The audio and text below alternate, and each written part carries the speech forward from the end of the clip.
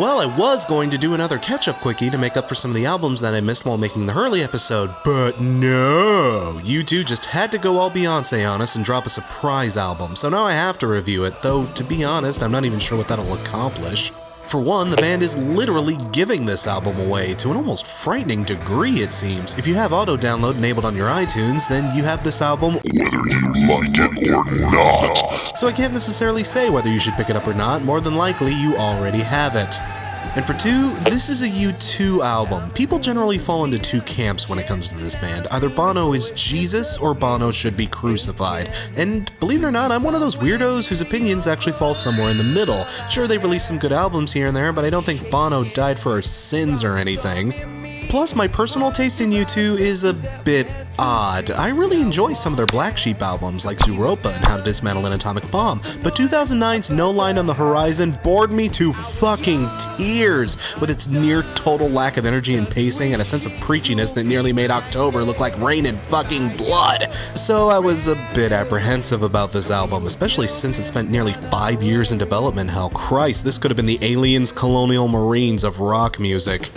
But before the U2 apologists start lighting their torches to sacrifice me to their god, I want to say that I actually think this album is pretty good. For one thing, the lyrics are much better on this outing. They come from a much more personal place, and not the bullshit personal place that had Bono pretending to be an Iraqi soldier, or Barack Obama, or whatever the fuck was going on in the last half of No Line on the Horizon. I'm sorry, but the last half of that album can kiss me right on the Joshua Tree.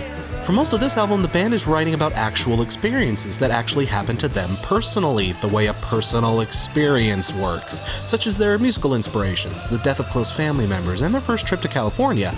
Though, personally, if I were Anthony Kiedis, I'd be dialing my attorney right about now. These lyrics actually allow the album to establish a sincere and genuine tone as it explores themes of being young, naive, and eager to succeed, something that, at over 50, I'm sure everyone in that band is eager to feel again.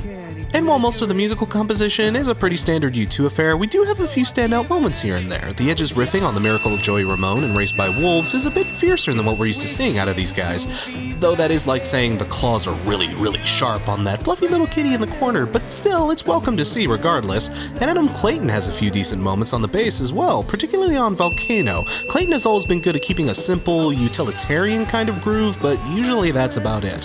Here though, he actually does some fleshing out here and there. Even toys around with the melody from time to time. You cheeky little devil, Adam. I didn't know you had it in you. Again, considering what we're used to hearing from a U2 album, this is all pretty impressive. It's probably their most lively album since All That You Can't Leave Behind. I think the U2 crowd will actually be pretty pleased with this one. Though, let's be fair, Bono could have released an album of nothing but raucous farts into a MIDI synthesizer, and most U2 fans would have probably still given it a chance. And if you're in the fuck grandma sunglasses category of U2 detractors, there probably isn't a lot here to convert you to their cause, admittedly. But if you are a fan, or even if you just have a passing interest in U2, then by all means, give it a spin. It's certainly not bad, it's actually rather enjoyable. And fuck, the price is certainly right. Though if you do want to get this album, my musical pro tip is to just download it now while it's free. Don't wait for the physical release. Like a good little sheep.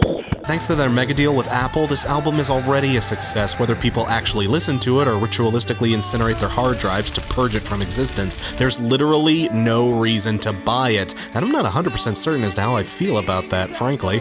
And yeah, I understand wanting to financially support a band that you genuinely like, but this is U2 for God's sake. I wouldn't worry about them needing financial support. If you want to support them, buy merchandise or see them on tour next time they come around. Don't pay money for something that was not only free, but practically forced upon you. It'd be like being punched in the neck by The Rock, but then walking up to him later in the street and paying him to punch you again. Songs of Innocence gets 4 dead iPods out of 5.